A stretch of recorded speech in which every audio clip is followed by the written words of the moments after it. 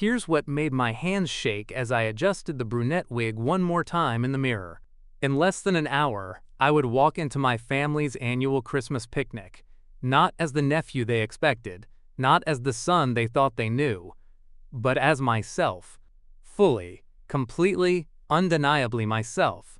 For years, I had dressed feminine in the safety of locked doors and drawn curtains. For years, I had felt the relief of fabric and makeup and the gentle sway of a skirt, only to strip it all away before anyone could see. For years, Christmas had been the hardest day of all, smiling through family gatherings while hiding the most honest part of who I was. But the moment I finally told my girlfriend the truth, everything changed. At 26 years old, I realized something terrifying. This time, I wasn't dressing up just to take everything off later. I was dressing to be me, the real me, and sitting quietly on the edge of my bed, watching me with patient eyes, was my girlfriend, my anchor, the person who had made all of this possible. Before we dive in, please take a moment to subscribe. And if these stories resonate with you and you'd like to support the channel, you'll find my Buy Me a Coffee link on the About page. It's a simple way to show appreciation and help keep the Gender Diary growing. No pressure. Your presence here already means so much. Let me take you back to where this really began. Not Christmas morning, but 3 weeks earlier, in the quiet vulnerability of a late November evening. I had been dressing feminine in private since I was 19. It started small, a pair of stockings I found in a thrift store, hidden at the bottom of my drawer. Then a skirt, then makeup tutorials watched at 2 in the morning with headphones on, terrified my roommate might hear. By the time I met Joanna 2 years ago, I had an entire wardrobe carefully concealed in storage boxes labeled winter clothes and old textbooks. I loved her immediately. She was grounded, emotionally intelligent, the kind of person who listened more than she spoke. She had this way of making you feel seen without ever demanding you perform. We built something beautiful together: laughter, late-night conversations, shared dreams about the future. But I was living a double life. Every time she left my apartment, I would transform. I would become the version of myself I could only be alone. I would stand in front of the mirror in a dress, feeling my shoulders relax, feeling my breathing deepen, feeling something subtle inside me that I couldn't name but desperately needed. And then I would take it all off before she came back. The weight of that secret grew heavier every day. I started avoiding her on weekends because those were the days I needed to be myself, and I didn't know how to explain that. I made excuses. I created distance. And Joanna, being the perceptive person she was, started to notice. Christmases were always the worst. My family would gather. Aunts, uncles, cousins, grandparents. All of them laughing and sharing stories while I sat there feeling like I was watching my own life from behind glass. I would smile, I would participate, I would play the role they expected, but inside I was screaming, because what I wanted more than anything was to show up as myself, to wear the clothes that made me feel whole, to stop pretending that masculinity was comfortable when it felt like wearing a costume that never quite fit. 3 weeks before this Christmas, I finally broke. It was a Tuesday evening.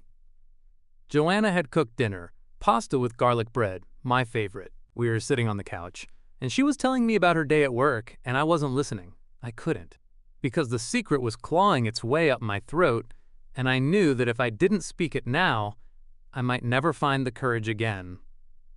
I interrupted her mid-sentence. My voice shook. My hands trembled. I couldn't look at her face because I was terrified of what I might see there. Disgust, confusion, rejection, the end of everything we'd built together. I told her I had been dressing feminine in private for years. I told her about the clothes hidden in my closet.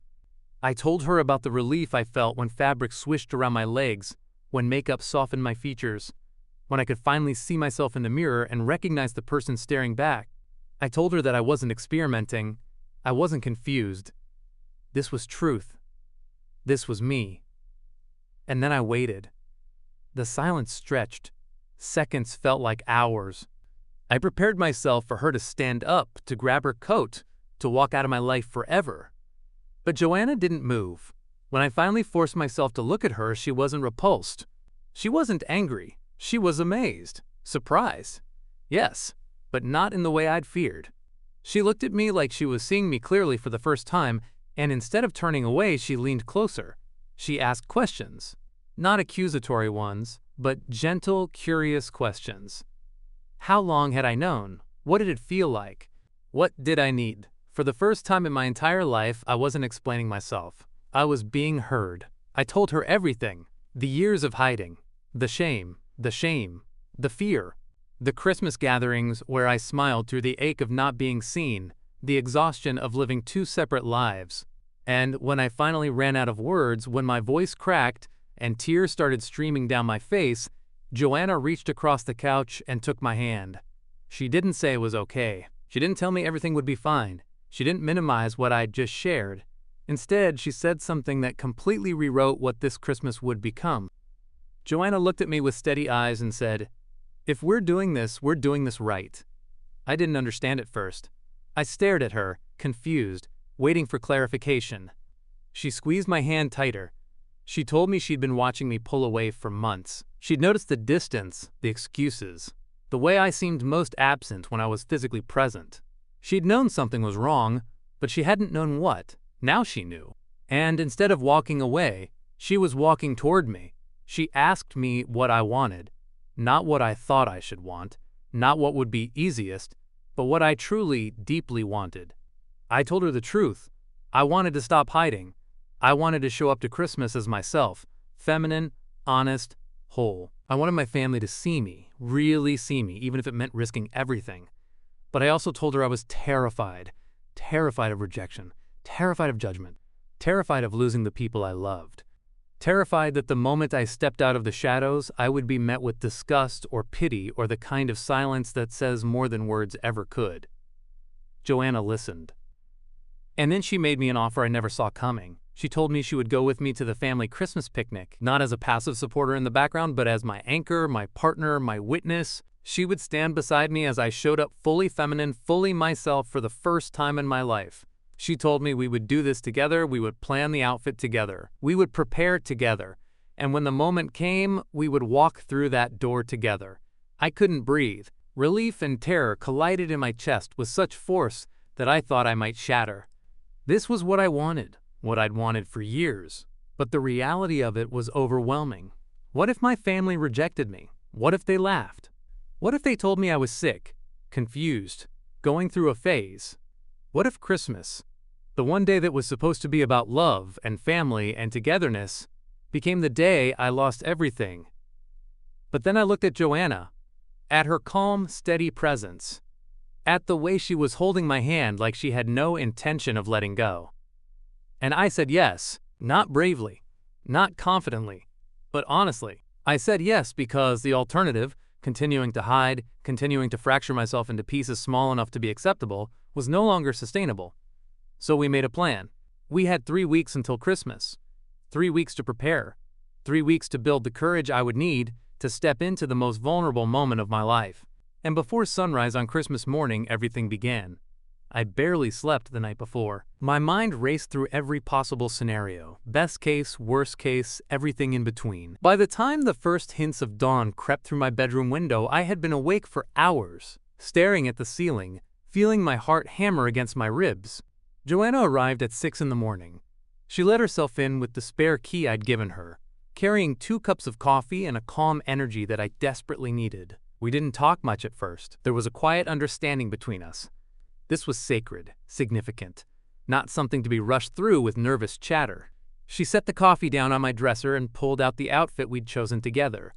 The blush pink cable knit sweater, the white flowy miniskirt, the sheer nude tights, the knee-high plush pink boots, the pastel pink shoulder bag, the brunette wig with its full glossy bangs.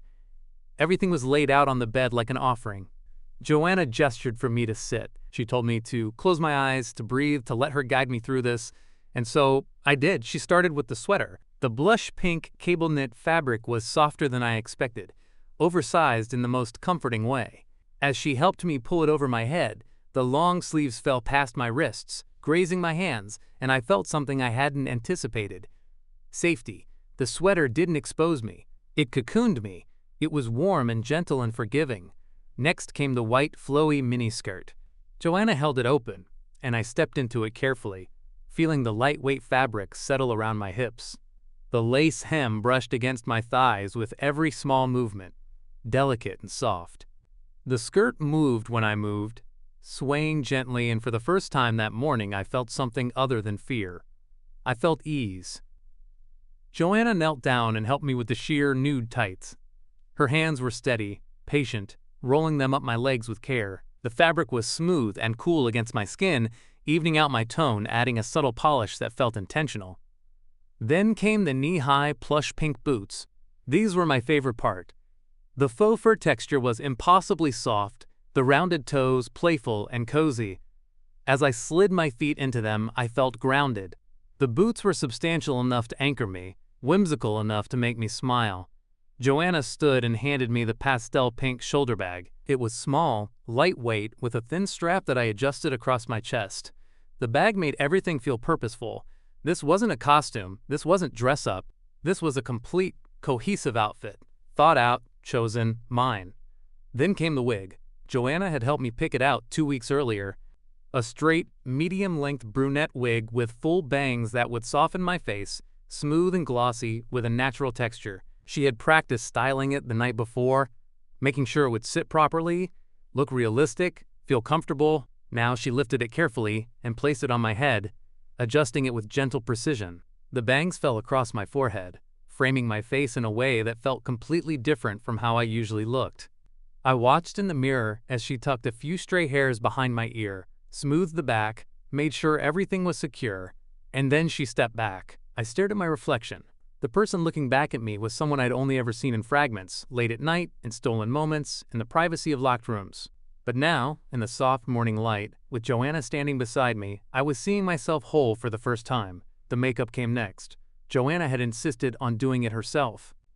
She told me she wanted to make sure it was gentle, natural, enhancing rather than masking. She wanted me to look like me, just softer, more polished, more intentional. She started with a light foundation, evening out my skin tone without covering it completely. Then came concealer under my eyes, erasing the evidence of my sleepless night. She brushed a soft blush across my cheeks, giving me color and warmth. For my eyes, she kept it simple. A thin line of eyeliner to define them, a subtle eyeshadow in warm neutrals, a coat of mascara to open them up. She filled in my brows lightly, giving them shape without making them harsh. And finally, she applied a muted rosy lip color. Nothing bold, nothing dramatic, just enough to complete the look. When she finished, she stepped back again and smiled. I looked at myself in the mirror and felt my breath catch. Nothing about this felt forced. Nothing felt performative. Nothing felt like I was trying to be someone I wasn't. For the first time in my life, I looked effortlessly feminine, and it wasn't because I was trying hard. It was because I wasn't trying at all. This was simply me, allowed to exist without apology. Joanna changed into her own outfit while I stood there, still processing what I was seeing in the mirror. She wore a deep burgundy knit sweater, tucked neatly into a high-waisted black pleated miniskirt, black opaque tights, black ankle boots with a modest heel. Her short, dark brown bob was styled perfectly, held back with a matching burgundy headband. Her makeup was natural and elegant. Defined brows, subtle eyeliner, soft blush, a muted rosy lip. She looked beautiful, coordinated, grounded, confident. And standing next to her, I didn't feel overshadowed. I felt anchored. She turned to me and asked if I was ready. I wasn't. Not really. But I nodded anyway. Because ready or not, it was time.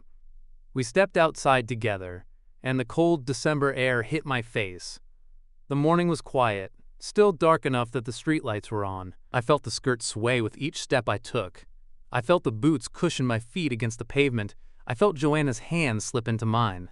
And I realized there was no turning back. The drive to my parents' house felt both infinitely long and impossibly short. Joanna drove while I sat in the passenger seat, staring out the window, watching familiar streets pass by in a blur. My family's annual Christmas picnic was a tradition that went back decades. Every year, without fail, we gathered at my parents' house for food, laughter, stories, and the kind of comfortable chaos that only family can create. Aunts, uncles, cousins, grandparents, everyone came. It was the one day of the year when we were all together, and I was about to walk into it as someone they'd never seen before.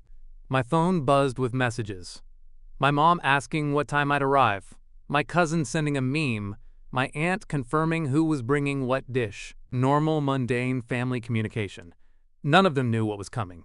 Joanna reached over and squeezed my hand. She didn't say anything. She didn't need to. Her presence was enough. When we pulled up to my parents' house, I saw cars lining the street. My stomach dropped. Everyone was already here. Joanna parked, turned off the engine, and looked at me. She asked if I needed a minute. I nodded. We sat in silence. I could hear my own heartbeat. I could feel the fabric of the skirt against my legs. I could see my reflection in the side mirror. The wig, the makeup, the sweater, all of it real and undeniable. Joanna spoke quietly. She reminded me that I didn't have to do this, that we could turn around right now, drive home, and no one would ever know, that the choice was mine. But I shook my head. Because if I turned around now, I would spend the rest of my life wondering what could have been. I would spend every future Christmas carrying this same weight, hiding this same truth, fracturing myself into smaller and smaller pieces until there was nothing left. I took a deep breath. I opened the car door, and we walked toward the house together. The moment I stepped through the front door, the noise of the party hit me. Laughter, music, the clatter of dishes, the warm smell of food cooking, and then silence. It happened in waves. The people nearest to the door saw me first. Their conversation stopped mid-sentence. Their eyes widened. They stared. Then the people behind them noticed the sudden quiet and looked up. More stares. More silence. Within seconds, the entire room had gone still. My aunt stood frozen with a serving spoon in her hand. My uncle's mouth hung slightly open. My cousins exchanged confused glances. My grandmother sat in her chair, looking at me like she was trying to solve a puzzle she didn't have all the pieces to. No one spoke. I felt Joanna's hand tighten around mine, and then the reactions began. My younger cousin, who I'd always been close with, smiled. Tentative, uncertain, but genuine. She gave me a small wave, but others weren't so kind. My uncle crossed his arms. My aunt whispered something to the person next to her. One of my older cousins shook his head slowly, as if disappointed. And then my father's brother, my Uncle Marcus, who had always been the loudest voice at every family gathering, spoke. He said, "This isn't how things are supposed to be." His voice cut through the silence like a blade. I froze. Every fear I'd carried for weeks crystallized in that moment. The rejection, the judgment, the realization that showing up as myself might cost me everything. Joanna squeezed my hand harder. My uncle continued. He said Christmas was about tradition, about family, about coming together as we'd always done. He said what I was doing was confusing, unnecessary, inappropriate. Other family members shifted uncomfortably. Some looked away. Some nodded in agreement. I felt my throat tighten. I felt tears prick the corners of my eyes. And then my mother stepped forward. My mother had been in the kitchen when I arrived. She hadn't seen me walk in. She hadn't witnessed the initial shock or the silence or my uncle's words. But she heard the tone in his voice.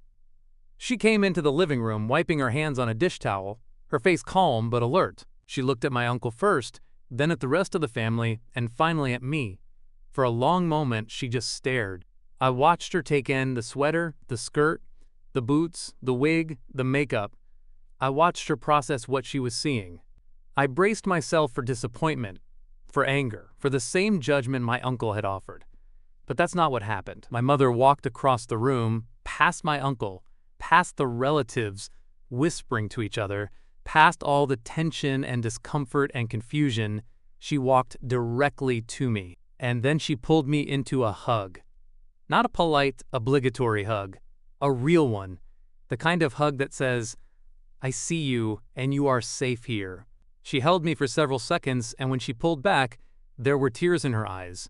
She turned to face the rest of the family, and she spoke. She said, "This is my child, and they are family. Family stays together. Family loves each other, no matter how we choose to express ourselves." Her voice was steady, firm, not angry, but absolutely certain. She looked directly at my Uncle Marcus and said, "This is not about tradition. This is about love. And if you can't offer that, then you need to rethink why you're here." The room was silent again, but this time it felt different. The tension didn't disappear, but it shifted. My younger cousin stood up and walked over to me. She hugged me too, whispering that she thought I looked beautiful. Then my grandmother, my sweet, quiet grandmother who rarely spoke at family gatherings, stood up. She walked over slowly, leaning on her cane, and looked me directly in the eyes. She said, "You've always been my grandchild, that hasn't changed." One by one, more family members approached. Not all of them. Some stayed seated, still processing, still uncomfortable, but enough of them came forward to make it clear that I wasn't alone. My Uncle Marcus didn't apologize. He left the room and didn't come back for a while. But his exit didn't ruin the gathering. If anything, it allowed the rest of us to breathe. My mother guided me to the table. She introduced Joanna properly to relatives who hadn't met her yet. She served me food, made sure I had a seat, treated me with the same care and attention she'd always given me. And slowly the party resumed. Not perfectly. Not without awkwardness. There were still glances, still whispered conversations, still relatives who clearly didn't know how to process what they were seeing. But there was also laughter. There were shared stories. There was food being passed around and cousins catching up and my grandmother insisting someone take another slice of pie. There was family. And for the first time in my life, I was part of it. Not as a version of myself I'd constructed to be acceptable, but as the person I actually was. As the afternoon wore on, I found myself standing in my parents' backyard, watching my younger cousins play. The sun was setting, casting a warm golden light over everything. Joanna came up beside me and asked how I was doing. I told her the truth. I was exhausted, emotionally drained, still processing everything that had happened. But I was also something else. I was relieved. For 26 years, I had carried the weight of hiding. I had split myself into acceptable pieces, showing different parts of who I was depending on who was watching. I had learned to perform masculinity like a second language, functional but never natural. And today I had finally stopped. Not everyone accepted it. My Uncle Marcus left early, without saying goodbye. A few other relatives kept their distance, still uncomfortable with what they'd seen. But my mother chose love over fear. My grandmother chose connection over judgment. My younger cousin chose curiosity over condemnation. And Joanna had chosen to stand beside me when I needed it most. I realized something standing there in the fading sunlight. Feminization wasn't about erasing who I was. It wasn't about becoming someone else, or performing a role, or trying to fit into a different box. It was about alignment. It was about allowing the outside to match the inside. It was about letting the truth of who I'd always been finally be visible. Joanna didn't change me. She didn't push me into something I wasn't ready for. She simply stood with me as I became brave enough to stop hiding. And Christmas, the holiday I had dreaded for years, the day that always felt like a performance I couldn't escape, had been redefined. Not as a day of survival, but as a day of arrival. I arrived as myself. Fully, honestly, without apology. And while not everyone was ready to receive that, enough people were. My mother hugged me one more time before Joanna and I left that evening. She told me she loved me. She told me she was proud of me. She told me that I would always have a place at this table, no matter what. I cried. Not from sadness, but from relief. From gratitude. From the overwhelming realization that I hadn't lost my family by telling the truth, I'd found myself. As Joanna and I drove home, I looked down at the blush pink sweater, the white skirt, the plush pink boots. I touched the brunette wig, still perfectly in place, and I realized I didn't want to take any of it off. Not yet. Not because I was afraid of being seen in my old clothes, but because all of this, felt like home. That was my first Christmas as myself, and I've never felt more at home. Have you ever felt safe enough to finally be seen? Have you ever taken the risk of showing up as your most honest self, even when you didn't know how people would react? Share your story in the comments. Tell me about the moment you stopped hiding. Tell me about the person who stood beside you when you needed it most. You're not alone here. None of us are. The end. The Gender Diary exists to light that path with shared stories. Whether you found connection in this narrative, you're on your own journey of gender exploration, or you're here seeking understanding, your subscription fuels our mission. Every subscriber empowers us to keep illuminating these authentic experiences for our community. Kindly drop a comment below. Your voice adds to the tapestry of experiences that makes this space meaningful. Until our next story unfolds.